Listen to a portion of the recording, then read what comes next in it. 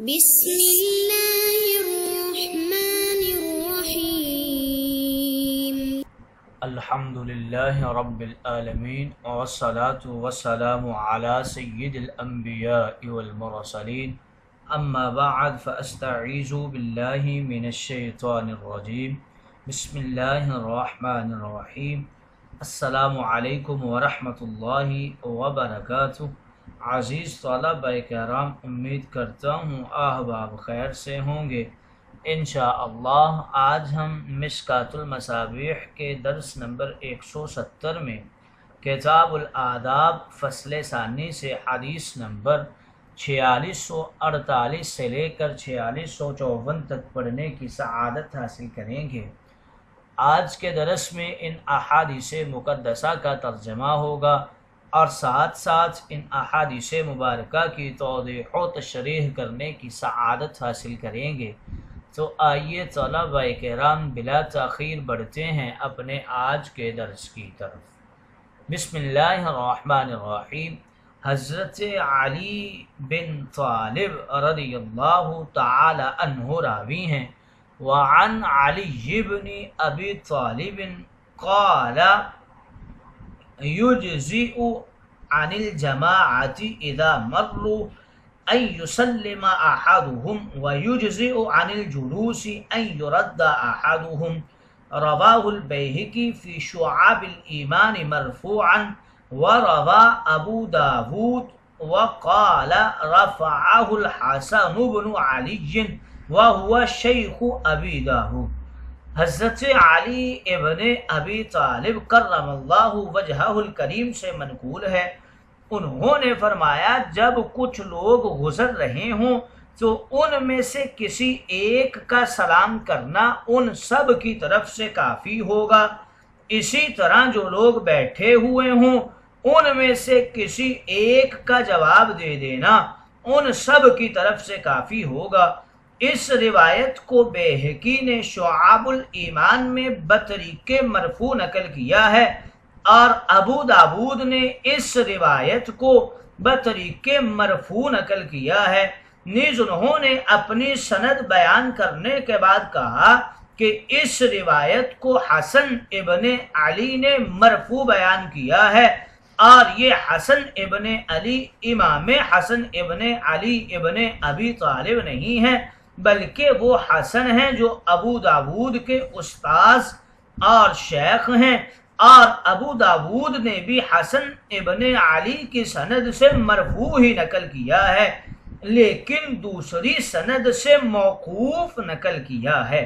گویا اس حدیث مقدسہ میں ایک آدمی کا سلام کرنا یا جواب دینا پوری جماعت کی طرف سے کافی ہوگا.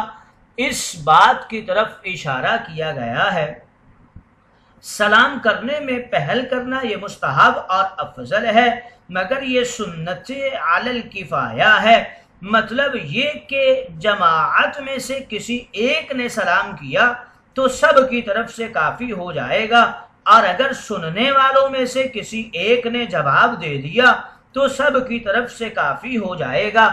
اگر سب شرکت کریں تو بھی ممانعت نہیں ہے.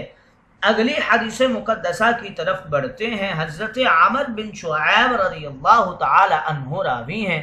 وعن عمر بن شعیب عن ابیہ عن جدہ ان رسول اللہ صلی اللہ علیہ وسلم قال لیس منا من تشبہ بغیرنا لا تشبہوا بالیہود ولا بالنصارى فإن تسلیم اليہود الاشارة بالأصابع وتسلیم النصارى الاشارة بالأکف.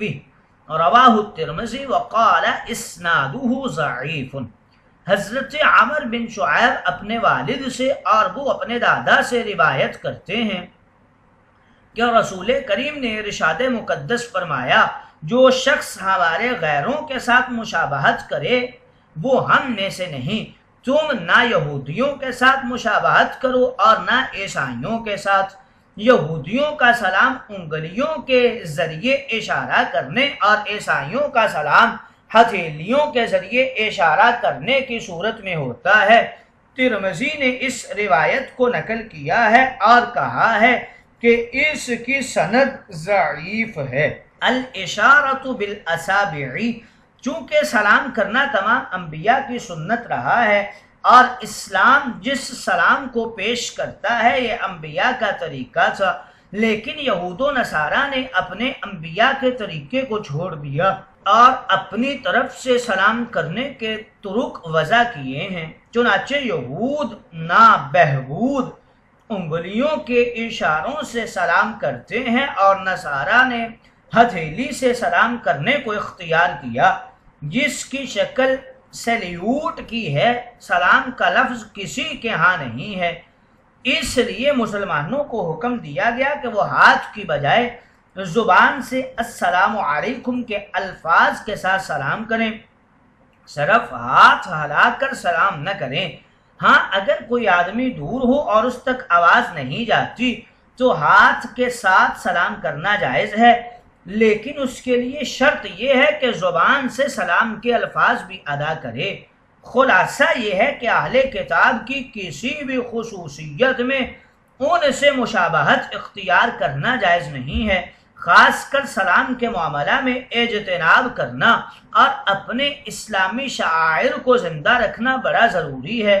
اسی طرح بعض قومیں سلام میں ہاتھ جوڑ کر نمستے کے الفاظ ادا کرتی ہیں، کچھ لوگ کمر جھکا کر سلام کرتے ہیں اور کوئی صرف سر جھکا کر سلام کرتے ہیں۔ یہ سب طریقے اسلام میں منع ہیں۔ اسلام کامل و مکمل بلکہ اکمل ضابطۂ حیات ہے۔ وَإِسْنَادُهُ ضعیف کے حوالے سے بتا رہے ہیں عمر بن شعیب کا طریقہ ضعیف ہے لیکن دیگر طرق صحیح ہیں۔ اگلی حدیث مقدسہ کی طرف بڑھتے ہیں۔ حضرت ابو ہریرہ رضی اللہ تعالی عنہ راوی ہیں۔ وعن ابی ہریرہ عن النبی صلی اللہ علیہ وسلم قال اذا لقي احدكم اخاه فليسلم عليه فإن حالت بينهما شجرة أو جدار أو حجر ثم لقيه فليسلم عليه، رواه ابو داود۔ حضرت ابو ہریرہ راوی ہیں، کہتے ہیں نبی کریم نے ارشاد فرمایا، تم میں سے کوئی شخص جب اپنے مسلمان بھائی سے ملاقات کرے تو چاہیے کہ پہلے اس کو سلام کرے، اور اس کے بعد اگر دونوں کے درمیان کوئی درخت یا دیوار یا بڑا پتھر حائل ہوا اور پھر اس سے ملاقات ہو تو اس کو دوبارہ سلام کرے۔ یہ ابو داود کی روایت سے گویا ہر نئی ملاقات پر نیا سلام کرنے کی حضور نے تنبیہ اور حکم فرمایا ہے۔ مستثنی صورتوں کے علاوہ ہر ملاقات پر ایک مسلمان کا دوسرے کے ساتھ سلام کرنا مسنون ہے، خواہ ان دونوں کی جدائی کچھ وقت کے لیے ہی کیوں نہ ہو۔ بس ذرا سا غائب ہونے کے بعد ملاقات پر سلام کرنا چاہیے، مثلا درمیان میں دیوار یا درخت بھی حائل ہو جائیں پھر بھی ملاقات پر سلام کرنا مسنون ہے۔ ہاں رخصت کے وقت سلام جائز ہے اور مسنون ہے۔ اگلی حدیث مقدسہ کی طرف بڑھتے ہیں۔ حضرت قتادہ رضی اللہ تعالی عنہ راوی ہیں۔ وعن قتادة قال قال النبي صلى الله عليه وسلم اذا دخلتم بيتا فسلموا على اهله واذا خرجتم فاودعوا اهله بسلام، رواه البيهقي في شعاب الايمان مرسلا۔ حضرت قتادہ رضی اللہ تعالی عنہ کہتے ہیں نبی کریم نے فرمایا، جب تم گھر میں گھسو تو اپنے گھر والوں کو سلام کرو اور جب گھر سے باہر نکلو تو اپنے گھر والوں کو سلام کے ذریعے رخصت کرو۔ اس روایت کو بیہقی نے شعاب الایمان میں بطریق ارسال نقل کیا ہے۔ علی اہلہ یعنی گھر میں داخل ہوتے وقت اور اسی طرح گھر سے نکلتے وقت اپنے گھر والوں کو سلام کیا کرو۔ داخل ہوتے وقت کا سلام تو امن و امان کی دعا ہے اور رخصتی کے وقت کا سلام دیانت و امانت کی دعا ہے، لیکن بیوی کو سلام کرنے سے پہلے اس کو سمجھا دینا چاہیے کہ اس طرح سلام کرنا سنت طریقہ ہے۔ اگر ایسا نہ کیا تو خطرہ ہے کہ بیوی یہ خیال کرے گی آج تو میاں مجھے سلام کرنے لگا ہے، کل سجدے کرے گا۔ فَأَوْدِعُوا یعنی گھر والوں کو الوداعی سلام کر کے گھر سے باہر جاؤ۔ اس مطلب کے پیش نظر صیغہ وداع سے ہوگا جو رخصت کے معنی میں ہے، لیکن شیخ عبدالحق نے لکھا ہے کہ اودعو یہ ایداع سے ہے جو امانت رکھنے کے معنی میں ہے۔ گویا یہ شخص اپنے سلام کے ذریعے اپنے اہل و عیال اور اپنے مال کو اور اپنے گھر کو بطور امانت رکھ کر جا رہا ہے۔ یہ مطلب ذرا بعید ہے۔ اگلی حدیث مقدسہ کی طرف بڑھتے ہیں۔ حضرت انس رضی اللہ تعالی عنہ راوی ہیں، وعن انس ان رسول اللہ صلی اللہ علیہ وسلم قال یا بنی اذا دخلت على اہلک فسلم یکون برکت علیک وعلی اہل بیتک، رواہ الترمذی۔ حضرت انس سے روایت ہے، نبی کریم نے ارشاد فرمایا، اے میرے بیٹے جب تم اپنے گھر والوں سے ملو تو سلام کرو، سلام تم پر اور تمہارے گھر والوں پر خیر و برکت کے نزول کا باعث ہوگا۔ یہ ترمذی کی روایت ہے۔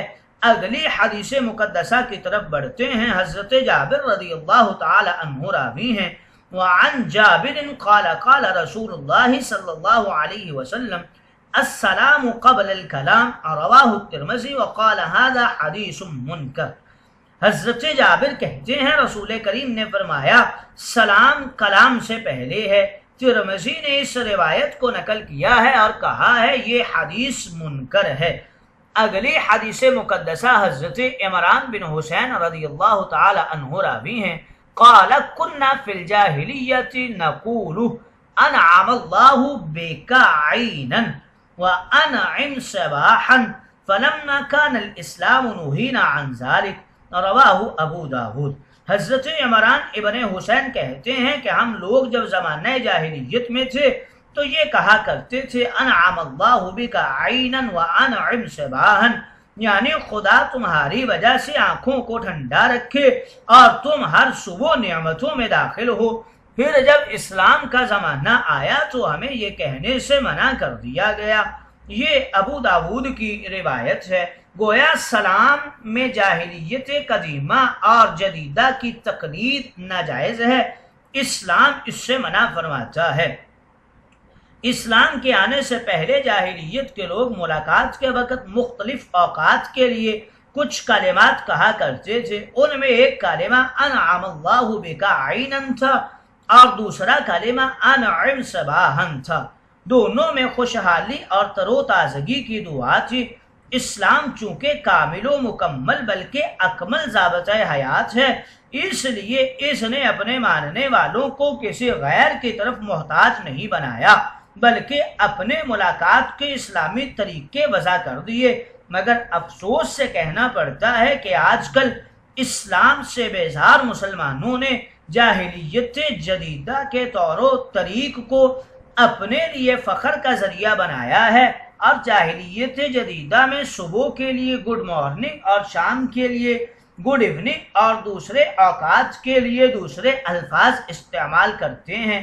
یہ تقلید غلط ہے۔ جو قومیں اپنی حدود میں اپنی روایات و حرکات سے خود تنگ آ جائیں، ہم خوشی سے اس کو اپناتے ہیں اور فخر کرتے ہیں، اور ہم نے آج اسلامی طریقہ کو چھوڑ کر غیر مسلمین کے طرق کو اپنا لیا ہے جو دراصل مسلمانوں کے زوال کا باعث ہے۔